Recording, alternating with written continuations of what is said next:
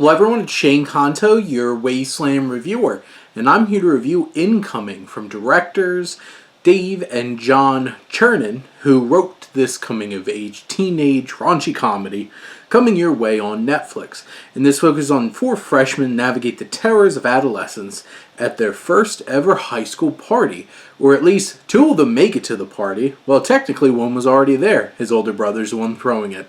And this film is certainly trying to be, in some ways, a call back to the 80s, where you had those like teen comedies and really trying to hit a lot of those beats. But this just doesn't feel fresh anymore. And these four kids, you have Mason Thames, who plays Benj, who's the main character, who was previously in The Black Phone.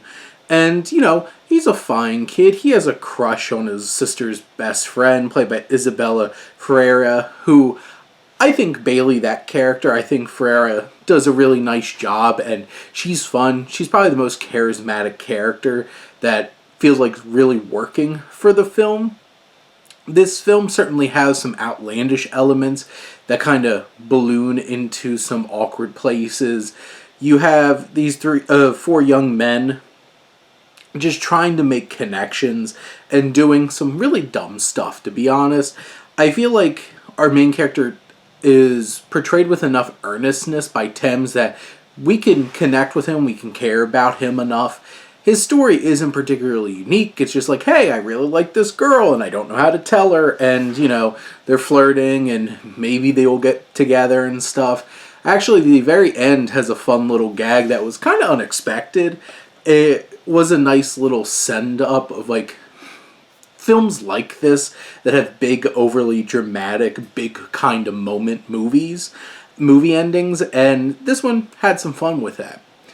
This film does have its moments, but I just feel like it leans too heavily into, like, raunchy grossness. Like, you have Ramon Reed's Eddie and Rafael Alejandro's Connor, who don't really get to go to the party and wind up with, like, the quote-unquote hottest girl in school in their one of their stepdad's Teslas.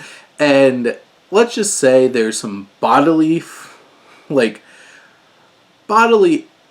fluids that come and bodily excess that comes that just turns into a horrible poop joke over and over and over again. And it's just not funny. And that whole entire thread to this movie, it zaps the life out of the movie every time you're cutting back. And then you have the fourth friend, Bardia Shiri's Kush, who is the younger brother of the guy throwing the party. And his whole storyline is really creepy and just gross. And you understand, like, on some level, he thinks he's trying to be a gentleman, but then he's being a super creep. And so 3 out of the 4 of these young men are in storylines that just really aren't working and are not funny. So it takes a lot out of this film, which the film's only 91 minutes. And then you have this whole entire storyline with Bobby Cannavale being one of the teachers at the school. He's like the cool chemistry teacher, and he shows up at this party, and just they do crazy, ridiculous physical comedy with him that just does not feel fresh at all. And it's also really weird seeing him hanging out at this party. And it's just, this film feels really misguided. And it's trying to be like this callback to an era of teen comedies that worked in that era. And they just don't feel right anymore, or fresh or interesting. This doesn't even have the characters or really like the performers to really sell something interesting and dynamic and fun. And in the end, it just feels like a hollowed out version of so many other teen party movies that you've seen, and you're just kind of left there after 90 minutes like, well, it's on Netflix, so I watched it. So it was a light investment for sure. But those are my thoughts on Incoming. Let me know what you think, and let's talk some movies. But thank you as always for tuning in and supporting your Wasteland reviewer.